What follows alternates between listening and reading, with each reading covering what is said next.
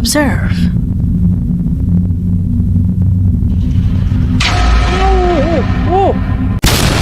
Anak ng tinapa, subscribe naman kayo dyan!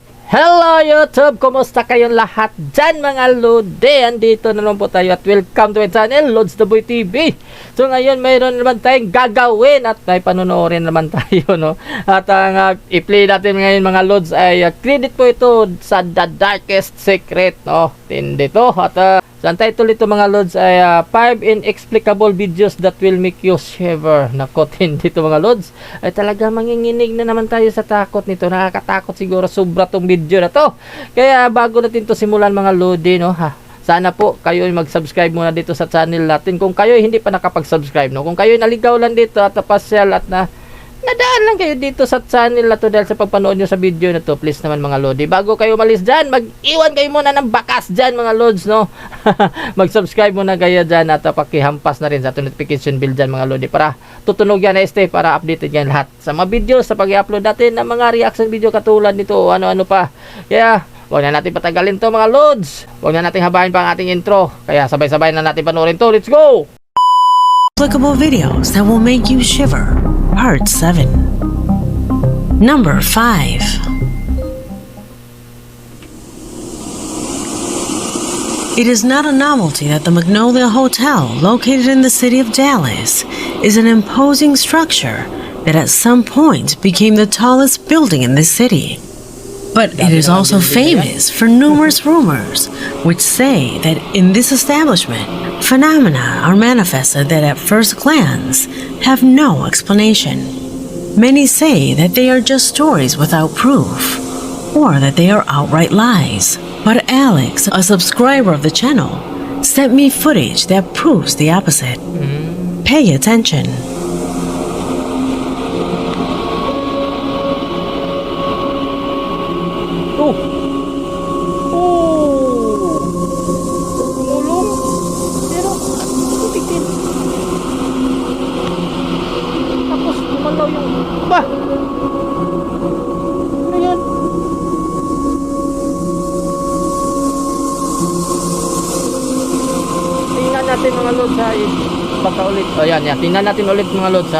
Clearly, the most evident thing is the ball that for no apparent reason manages to move.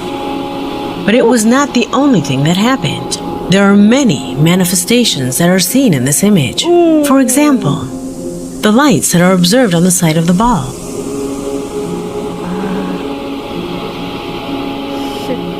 A strange shadow also appears when the ball stops. To which is added a small subtlety that occurs in one of the dresses that are in the corner. Did you notice any of them?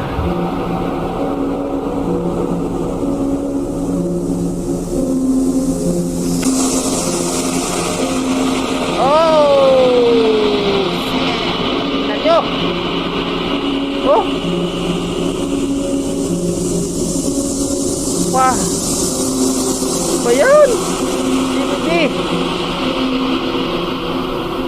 clips obtained from a security camera which give credibility to the stories that are woven around this already mythical building.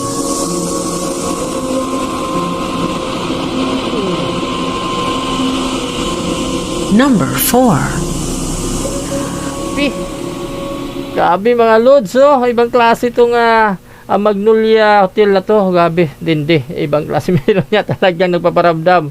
At kilabot yung nakita natin mga Lods. Bahala kayo humusga kung ano yun. Basta nakita natin para may dumaan na shadow, no? Tapos gumalaw yung gown na yun na banda doon sa gilid.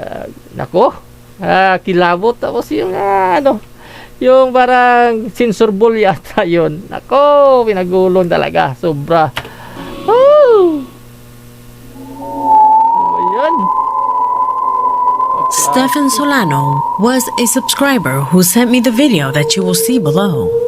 From Tachira, Venezuela, he tells me in his email that one afternoon when a friend was testing his new camera, he accidentally caught something that clearly appears to be an extremely disturbing manifestation.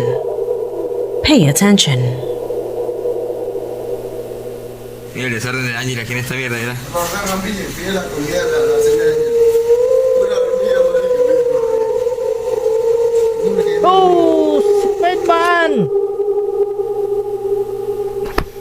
Mayroon talagang duman. Tingnan nyo. Ayun!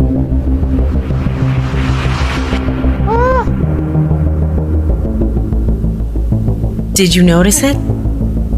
Clearly, you can see how something crosses in the background. Grabe mga lods. A sort of whitish fabric that seems to have a human shape.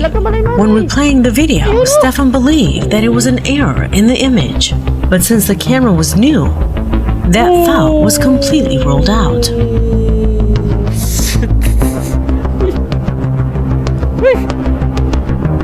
The boys were filming a mess that an animal had left in their house. One of them brings a container full of ants closer to the camera, which was the purpose of filming, not to capture something paranormal. Both he and the friend who appears on the screen still do not know how to explain what the camera captured. Is it a ghost? Leave it in the comments. Babae siya na nakagaon. Ang klase. Talagang transparent yung duman. Wala silang kamalay-malay. Bahala kayong humusga mga lods. Ano yun? Yun ba ay talagang multo na kasama nila sa bahay na yan? Eh kung ako nakatira dyan mga lodi, alis talaga ako niya. Ayaw kong hindi mo alam kung sa tuwing natutulog ka, andyan pala, nagpapalakad-lakad dyan sa loob ng bahay nyo. Tapos, tigtiil. Naku po. Number 3. Hira. In different countries of South America and the Caribbean, the image of the shaman has always been present, a witch to whom people go to solve any spiritual problem. But on occasions, they have also intervened in the elimination of evil spirits from houses, something that most people question. Something that usually remains as a legend, and people tend to look at others as ignorant if they believe in this kind of thing. However, thanks to the footage sent by Mijael, a subscriber of the channel, this could be more than simple myths. Watch.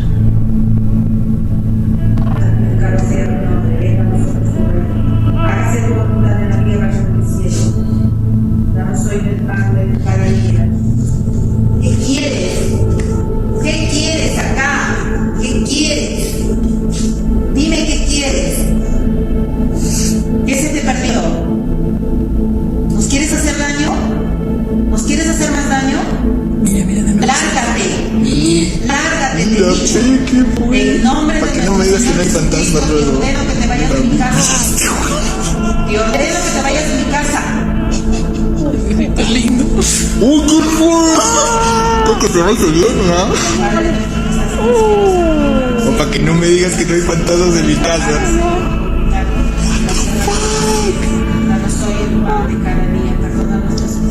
Es un duende. Yan. Y no nos dejes caer en tentación y líbranos de todo mal. Amén. Ay, Diosito lindo. ¿Qué quieres? No te tengo miedo. No te tengo miedo. ¿Qué quieres? Mira, ¿Qué quieres? Ven. ¿Qué quieres? ¿Qué quieres? Hiciste mucho daño en mi casa. ¿Qué mierda quieres? ¿Qué quieres? ¿Qué quieres? Dime. Dime qué es lo que quieres. Yan mga lods. Ano En siya? el nombre de nuestro Señor Jesucristo te ordeno que te vayas de mi casa. Te ordeno que te vayas a donde perteneces. Lárgate. Kahit dinasalan niya ng mga lods. Talagang kaso. Kasi basta umalis ko. Talaga hindi siya umalis. Ayun. What you are seeing is not a camera error. It is not the shadow of anyone present. That thing changes its size at its own will. The boy who recorded had been perceiving strange things in his home for days, and therefore, almost even as a joke, wanted to call a spiritualist, medium, shaman, whatever it is that you want to call him, to tell him what was in his house. He never thought it would be real, much less that he would see it with his own eyes.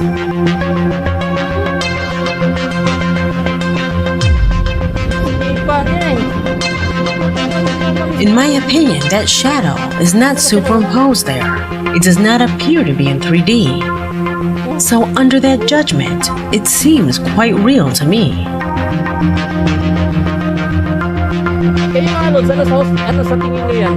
Ano sa palagay Do you nyo? agree? Tell me what you think.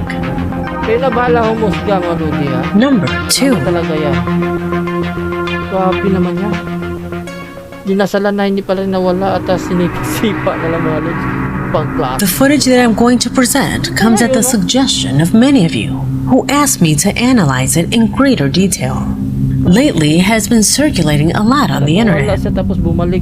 The video was recorded by a YouTuber who was in an elevator. Suddenly, it failed. So he was forced to get out and use the emergency staircase. It was at that moment that he recorded something quite terrifying. Observe.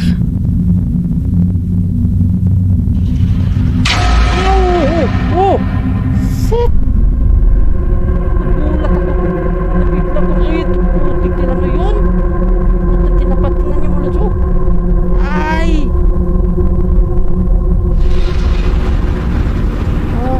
Oh! Without a doubt, what is noticed there is not human.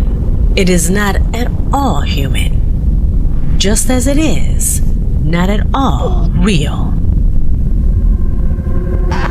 As you know, my job is to be able to distinguish the real footage from those that are not. And in that sense, some singularities should be highlighted.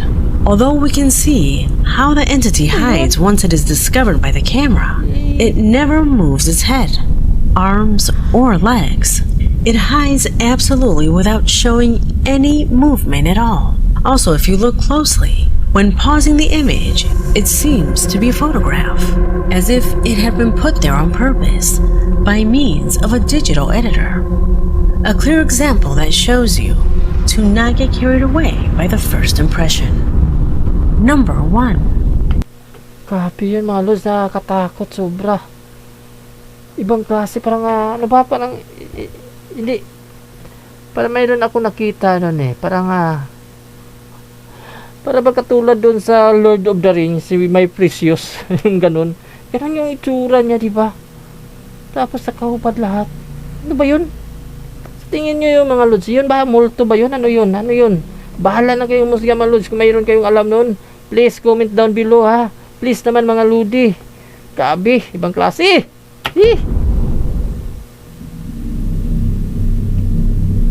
We end this video with a small recording uploaded to TikTok. Footage shot by a few teenagers exploring a secluded forest in the Dominican Republic. They weren't expected to run into anything paranormal. Perhaps that is why what is observed is barely caught by the camera. Remember that generally when someone wants to edit a video to incorporate something paranormal into it, they do it in a way that the creature is clearly seen on the screen. Here, it barely appears, a sign that indicates that this video could be real. Pay attention.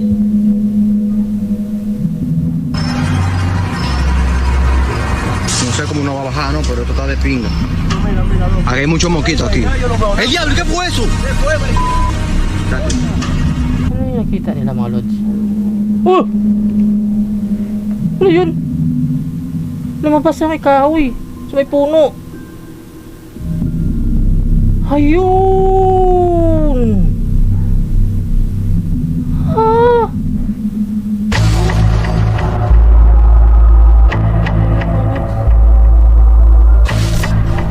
After seeing the recording, the boy on the screen says he thinks he sees a child, but that is not a child. It is much smaller. Do you think the same as me? Ano yan? Ano yan nilalang? Oh! That creature that appears behind the tree was recorded by chance. The cameraman never focuses directly on it. But the most important thing, and unlike the previous clip, the entity does show movements.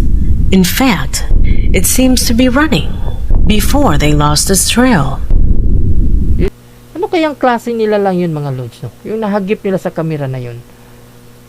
Ayan ang mga ganun talaga mga lodi. Mahirap talaga nating ipaliwanag. Yan talaga. kung ano ba talaga sila mga nilalaki, bakit sila ay nagpaparamdam, nagpapakita. Bahala na kayong humusga mga lods.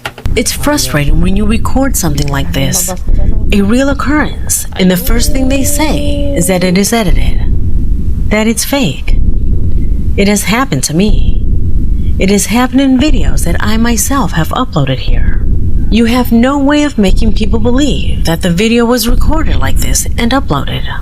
It may not be paranormal, it may not be a goblin, but this is not an edited video. At least, that's what the young man who recorded it says.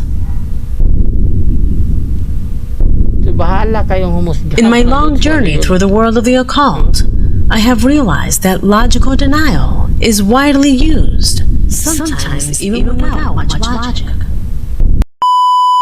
So ayan mga lodi, maraming salamat po talaga sa inyo lahat sa inyong panonood sa video na to. Bahala na kayong humusga sa nakita natin sa video na to, no? Kung ano ba yun, kung ano ba talaga nahagip ng mga kamera. Yun ba ay mga ghost or multo mga lodi? Bahala na kayong humusga, no? Mag-comment lang kayo dyan, down below mga lods. Kung kayo ay mayroong alam, please naman mga lods, no? Mag-comment kayo down below para malaman din natin. Bahala na kayong humusga mga lodi. Maraming salamat po talaga sa inyo lahat. At huwag niyo kalimutan, i-share ang video na to, ikalat natin para marami pang makapanood at marami ding makapag-subscribe dito sa bagong channel natin mga lods. Please naman, at huwag niyo kalimutan din mag-like sa video na to, then comment kayo para malaman natin kung ano yan. Diba mga lods? Maraming salamat po talaga sa inyo lahat. Peace out!